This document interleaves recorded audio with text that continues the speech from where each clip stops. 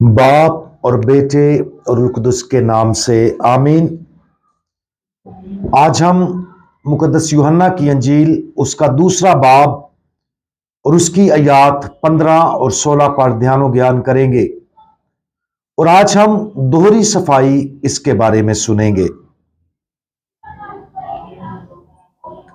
तब उसने रस्सियों का कोड़ा बनाकर सबको भेड़ों और बैलों समेत हैकल से बाहर निकाल दिया और सराफों की नकदी बखेर दी और तख्ते उल्ट दिए और कबूतर फरोशों से कहा, इन चीजों को यहां से ले जाओ, मेरे बाप के घर को व्यापार का घर मत बनाओ।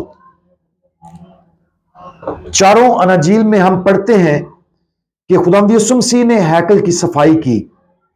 ताहम इस वाक्या को अंजील मुआफका यानी मत्ती, मरकस और लूका की अनाजील में जिस तरह पेश किया गया है और यूहन्ना की अंजील में जिस तरह इसकी तस्वीर कशी की गई है उसमें फर्क है। यूहन्ना की अंजील इस वाक्या को खुदावंद यीशु मसीह की अलानिया जिंदगी के बिल्कुल आगाज में फसा के लिए यरूशलेम के अपने 3 सालाना दौरों में से पहले के दौरान पेश करती है। यह हैकल को साफ करने की खुदावंद यीशु मसीह की पहली कोशिश थी। यूहन्ना की अंजील में हम खुदावंद यीशु मसीह को उतनी सख्ती करते नहीं देखते। यहां सिर्फ सराफों को कहा कि मेरे बाप के घर को व्यापार का घर मत बनाओ। बाकी तीनों अनाजील में यह वाकया खुदावंद यीशु मसीह की इलानिया जिंदगी के बिल्कुल आखिर में वकूफ पजीर होता है, जब खुदावंद यीशु मसीह मौत से 1 हफ्ता पहले आखिरी बार यरूशलेम वापस आए थे। इन तीनों अनाजील में खुदावंद यीशु मसीह बहुत ज्यादा सख्त थे, जहां वो सराफों को यह कहते हैं कि मेरा घर दुआ का घर कहलाएगा, मगर तुम उसे डाकुओं की खो बनाते हो।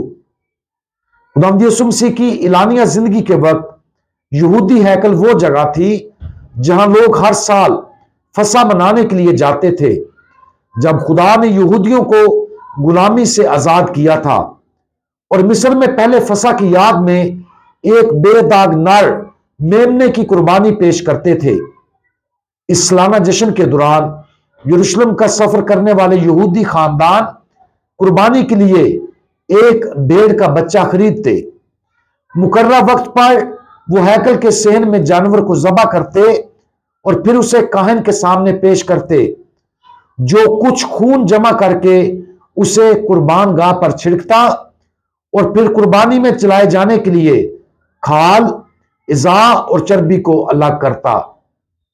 गोश्त खानदान को वापस कर दिया जाता, जो उसे इनार की एक शाख पर भून कर खाते और उस रहाई की याद को मनाते जो मिस्र में खुदा की तरफ से उनके अबाउ अजदाद को दी गई थी।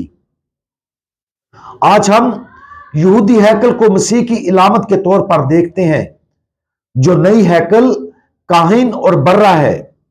यह भी याद रखें कि खुदावंद यीशु मसीह की मौत पर हैकल का पर्दा 2 हिस्सों में फट गया था और उसे पूरी दुनिया के लिए खोल दिया गया था, ताकि सब खुदा के बर्रे की कुर्बानी में शरीक हों। अब हमें इस मुकद्दस तरीन कुर्बानी में दावत दी जाती है, ताकि उसकी कुर्बानी से हासिल होने वाली फजल की नई जिंदगी में शरीक हों। चूंकि हमारे खुदावंद की इस कुर्बानी का फजल हर उस दिल में दाखिल होता है जो ईमान रखता है, उसे साफ और पाकीज़ा बनाता है।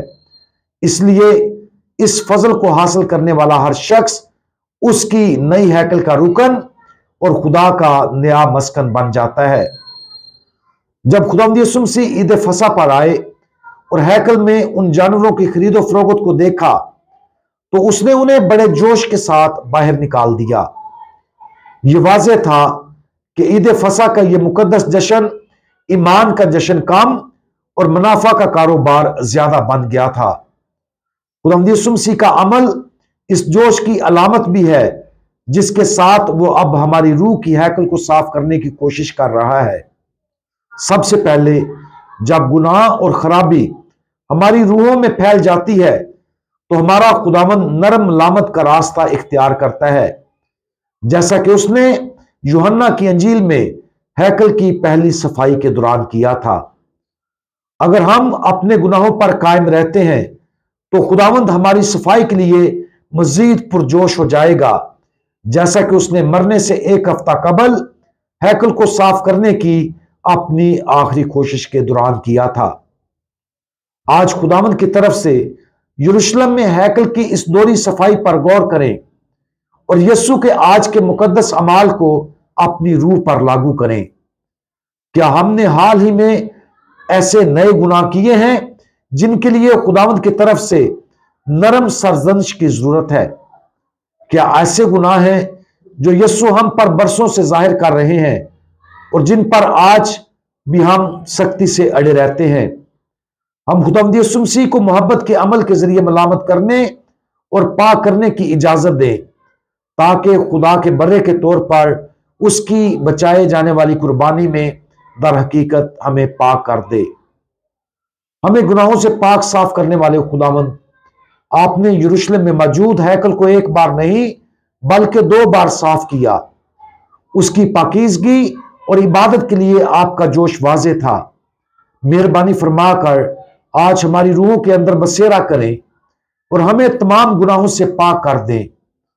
बराए करम हमारी मदद करें ताकि हम अपने उन गुनाहों को देख सकें जिनके साथ हम चिमटे हुए हैं और आपके फजल के वसीला से उनसे आजादी हासिल करें। खुदावंद यीशु मसीह, हमारा भरोसा आप पर है। आमीन।